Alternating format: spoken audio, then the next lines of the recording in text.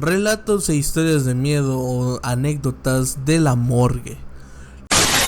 Lo que dicen que les hablan a los muertos cuando están rígidos para hacer más fácil la labor de limpieza, en este caso incluso lo he sabido de personas cercanas que les ha tocado vestir a familiares fallecidos en casas, les hablan cariñosamente y los cuerpos se vuelven fácilmente de manejar a la hora de vestirles apropiadamente. En lo particular le tengo miedo y mucho respeto a la labor de estas personas, simplemente yo no podría. Y justo hoy escuché otro podcast donde entrevistaron a una perito en dactiloscopía. Ella trabaja muy de cerca con cadáveres, así que le ha tocado ingeniárselas para sacarle las huellas a cadáveres en estado muy fuertes. Dijo que hay un estado de descomposición donde la piel se va desprendiendo como si fuera un guante y que ellos hacen un procedimiento para desprender por completo la piel de la mano del difunto y ellos se calzan esa piel como si fuera guante para poder presionar las huellas digitales contra la tinta y obtenerlas. Así han reconocido muchos cuerpos. Escuché la historia de que nunca debes limpiarle el sudor a un muerto, porque si no te lleva con él porque no se quiere ir solo. ¿Alguien lo ha hecho? Dicen que es un cuerpo en descomposición, despide un olor tan fuerte que se impregna por días en la nariz y ropa, que el olor de un perro muerto se queda corto al del humano, que es como juntar el olor a alcantarilla, animales muertos y basura podrida. Mi mamá era cocinera de un hospital y ahí mismo tenía la morgue, estaba por donde están los contenedores de basura. Cuando ellas terminaban de trabajar y hacer la limpieza, ella me contó que ninguna de las señoras querían ir a tirar la basura solas, e iban en grupos, pero que pasando por ahí se sentía un ambiente súper frío y que de verdad les daba miedo. Una vez yo fui a ayudarles y me la di muy valiente y yo fui sola a tirar la basura, cuando en eso sentí como los hombros de la nada me pesaban y sentía mucho frío en el oído derecho. No escuché ni vi nada, solo lo sentí.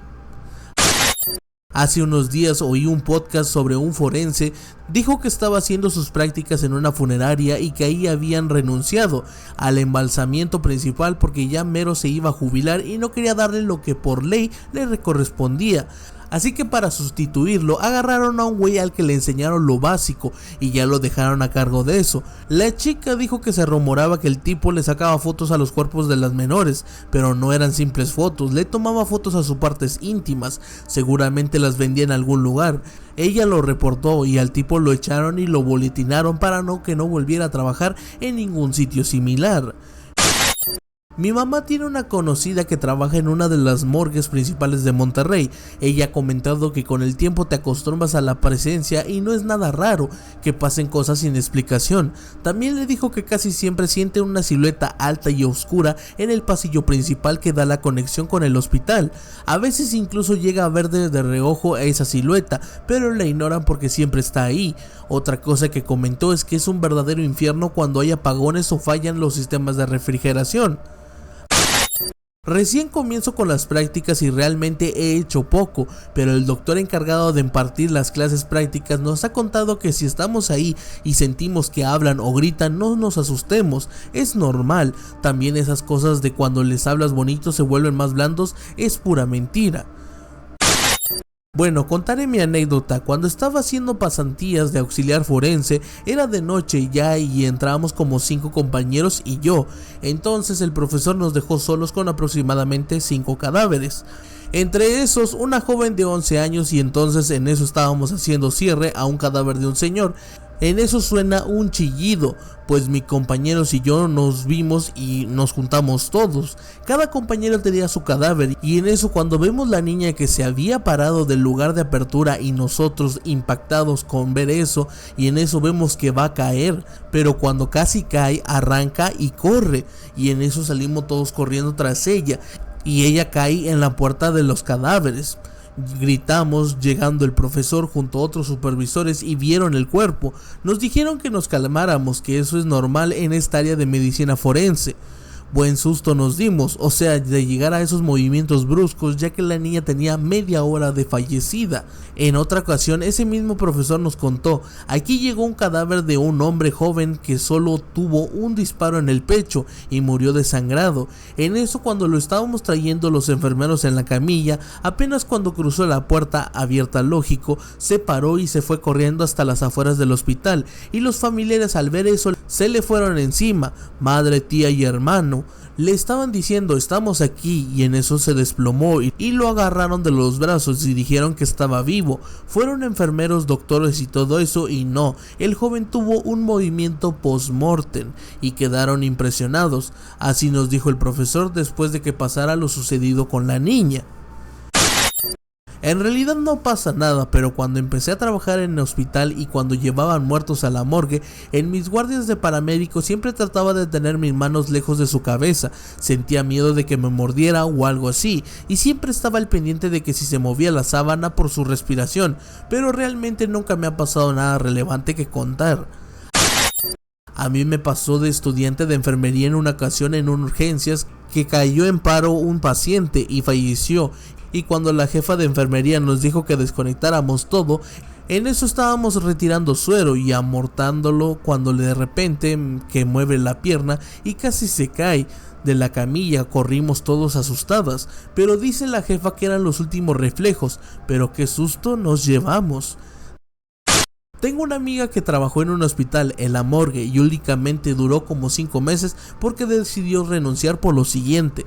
Según lo que me dijo, a ella le tocó el turno de noche y llegaron con un cuerpo para que lo revisaran 2-3 de la mañana aproximadamente. Antes de empezar, ella dijo que el cuerpo se había quedado con una expresión como de temor en su rostro, pero bueno, eso no fue lo aterrador. Dice que fue por un café como siempre para poder permanecer despierta en el turno, y que cuando iba de regreso por los pasillos comenzó a escuchar risas y murmuros, pero obviamente no había nadie cerca. Cuando regresó a la habitación donde estaba el cuerpo, dijo que a este le había cambiado la expresión completamente y parecía que medio sonreía y que cambió de posición ligeramente. Después de aquello no quiso más aparecerse en ese lugar y ni siquiera quiso revisar el cuerpo porque salió corriendo de ahí y se inventó que según le había llamado su mamá por una llamada de urgencia. Hace unas semanas miré un podcast donde entrevistaron a una doctora forense que trabajaba en la CEMEFO en México. Muy agradable la señora, transmite una vibra muy calmada y agradable. Pues bueno, ella contó que hace unos años tuvo un caso donde un señor ya mayor que trabajaba de contratista lo asaltaron cuando iba a pagarle a sus empleados y lamentablemente lo mataron. Resulta que ingresó un 15 de septiembre. Para el día 20 de ese mes se presentaron un muchacho y una señora a preguntar por un familiar para ver si de casualidad estaba ahí, y resulta que sí, era el señor que había asaltado, pero aquí el muchacho, que era el hijo, dijo que lo vieron por última vez el 18 por la mañana, pero la doctora le dice que es imposible porque él estaba ahí desde el 15. Entonces le pide al muchacho que le platique cómo es que lo vieron, y el muchacho contó que ellos viven en un terreno muy grande donde se encuentra la casa de su papá, la de él y la de la tía, hermana del señor que lo iba acompañando. Dice que por la mañana vieron que de lejos que él salió de su casa. El hijo le preguntó que si cómo estaba, y el señor con un movimiento de cabeza dijo que estaba bien, y ya la señora hermana del señor le gritaba que qué bueno, que en la noche lo esperaba para cenar. El señor volvió a asistir con la cabeza que sí, y desde ahí ya no lo volvieron a ver. Esto desconcertó a la doctora y a los familiares porque el señor para ese día ya estaba en la morgue. Mi mamá es enfermera y me platica que hace muchos años trabajó en un pueblito en tierras de Oaxaca.